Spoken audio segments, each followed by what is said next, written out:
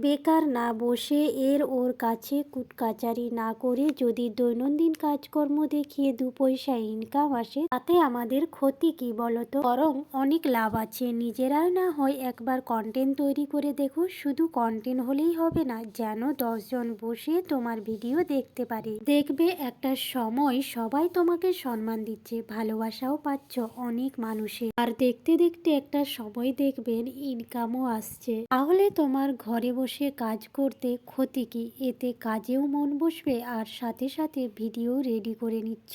তবে হ্যাঁ, ভিডিওটা কিন্তু সহজেই রেডি হয়ে যায় না। একটা ভিডিও করতে কতটা পরিশ্রম আছে যারা ভিডিও করে তারা বেশ ভালো করে জানে এটার পেছনে কতটা পরিশ্রম আছে। তখনই আমরা অনেক মানুষের খাবার একসঙ্গে বানাই। ধরে নিন 10 জন মানুষের খাবার একসঙ্গে বানাচ্ছি, তখন আমরা কি ভাবি যে খাবারটা ভালো করে বানাতে হবে যাতে তারা বলতে পারে যে খাবারটা সত্যি খুব সুন্দর হয়েছে। তেমনই কিন্তু আমাদেরকে ভিডিওটা সেইভাবেই বানাতে হয়। অনেক সময় লাগে আমাদের এডিট করতে আর ভয়েস অ্যাড করতে। ভিডিওটা এমনভাবে বানাতে হয় যাতে 10 জন বসে ভিডিওটা দেখার পর বলতে পারে যে না, খুব সুন্দর হয়েছে ভিডিওটা। তারা যেন শেষ পর্যন্ত ভিডিওটা দেখতে পারে, শেষ পর্যন্ত ভিডিওটা দেখার আগ্রহ থাকে তাদের। এমন ভাবেই কিন্তু ভিডিওটা বানাতে হবে। হ্যালো এভরিওয়ান, আমি সোমা মাহাতো ফ্রম ইন্ডিয়া। আমি তো দেখো সকালবেলায় ঘুম থেকে উঠে একটু ফ্রেশ হয়ে ব্রাশ টাশ করে আমি চলে গিয়েছিলাম সোজা রান্নাঘরে। আর আমার রান্নাঘরটা কতটা নোংরা হয়ে আছে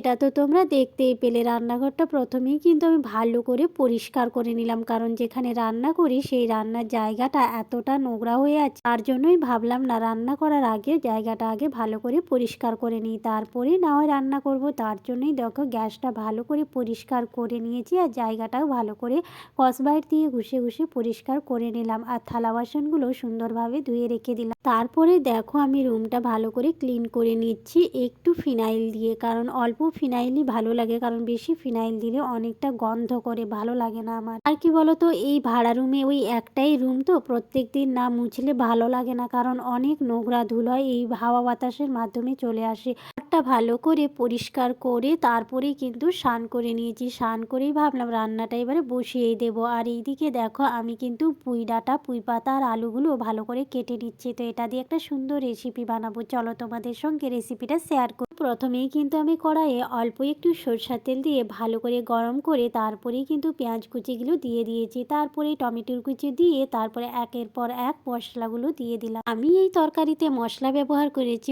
অল্প একটু আদা বাটা, রসুন বাটা, হলুদ গুঁড়ো, লঙ্কা গুঁড়োটা অল্প পরিমাণ দিয়েছি, তার কারণ আমি কাঁচা লঙ্কা দিয়েছি ছাড়িয়ে ছাড়িয়ে, এই জন্যই। আর এইদিকে দেখো চিংড়ি মাছটাও কিন্তু ভালো করে দিয়ে দেবো। আর এই যে পুঁই ডাঁটা আর আলুটাকে আমি আগে থেকেই সেদ্ধ করে রেখেছিলাম, তারপরে ভালো করে দিয়ে মিক্স করে ভাজা ভাজা করে প্রয়োজন মতো জল দিয়ে দিলাম আর অল্প একটু লবণ দিয়ে দিলাম। ব্যাস, আমার কিন্তু রান্না পুরো রেডি। আর এদিকে দেখো স্যালাডও রেডি করে নিয়েছি। ভিডিওটা যদি ভালো লাগে লাইক কমেন্ট শেয়ার করে